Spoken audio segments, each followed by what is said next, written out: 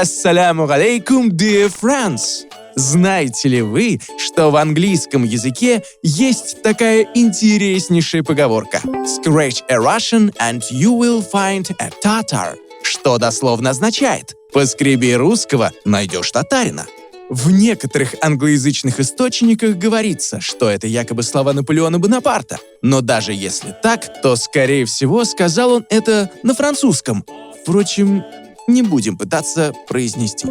Сегодня поговорим о головных уборах. Кстати, тот же самый Наполеон был знаменит разновидностями довольно странных для нас шляп.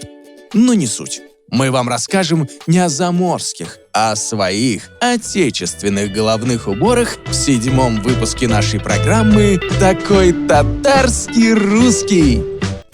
Тюбетейка от татарского «тюбетай». Головной убор, наиболее распространенный среди мусульман России и среднеазиатской части бывшего Советского Союза. Тюбетейку определяют как круглую или квадратную, островерхую или плоскую, легкую шапку, надеваемую прямо на макушку. Тюбетейка выполняет функцию не только головного убора. Ее также используют как основу для завязывания челмы.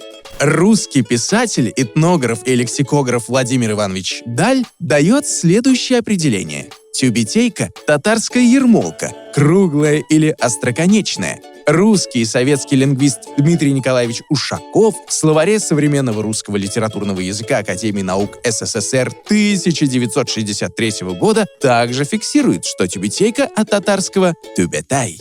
В советскую эпоху ряд восточных и тюркских терминов был усвоен вместе с новыми понятиями, пишет советский лингвист-тюрколог, доктор филологических наук Николай Константинович Дмитриев.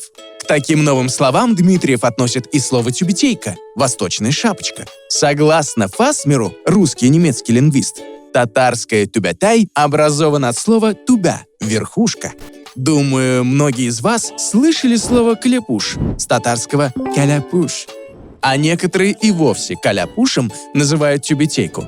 Но в действительности не каждая тюбетейка «каляпуш», а вот каждый «каляпуш» — это разновидность тюбетейки с острым верхом и твердым околышем. Каляпуш получил распространение только на рубеже 19-20 веков. Сначала среди мужского населения Казани и Заказанья, а затем и других групп татар.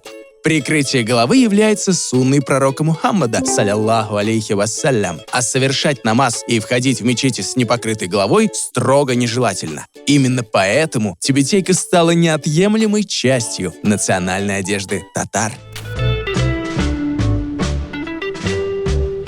Второй головной убор, без которого невозможно представить татар, а именно женскую часть, это калфак. На татарском языке звучит как «калфак».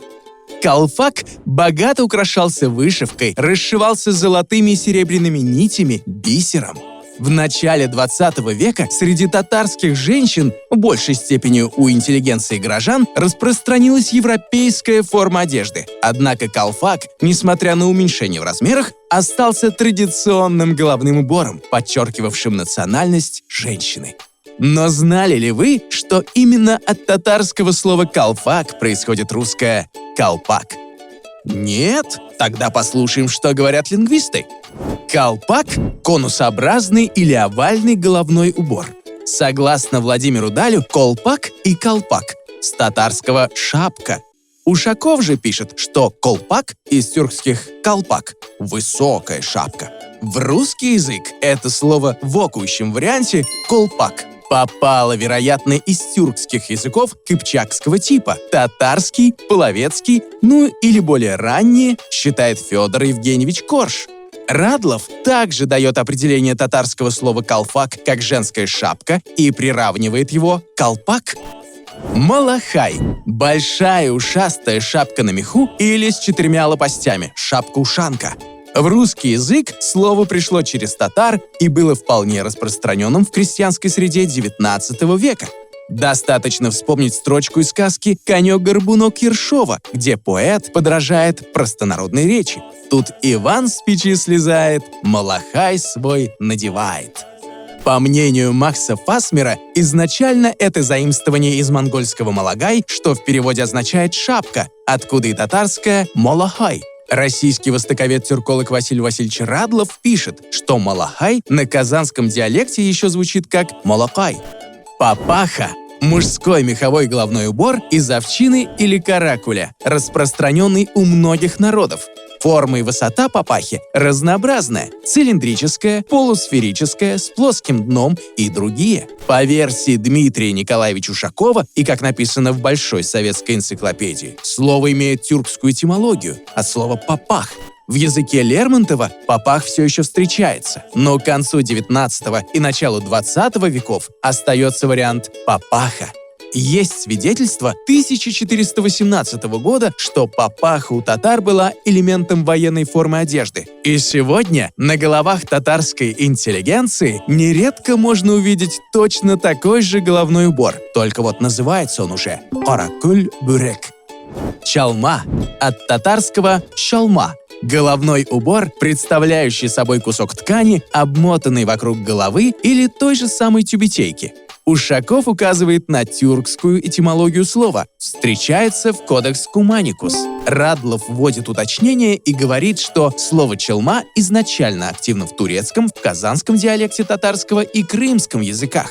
Челма в наши дни чаще встречается в гардеробе религиозных деятелей, как и чепан, кстати, про который мы уже с вами говорили в более ранних выпусках. Раньше же этот головной убор носили все мусульмане, и востоковеды утверждают, что в мире существовало не менее 1000 способов повязывания челмы. Вот такой вот информативный татарский русский у нас получился сегодня. Thank you for attention. Sağ ol,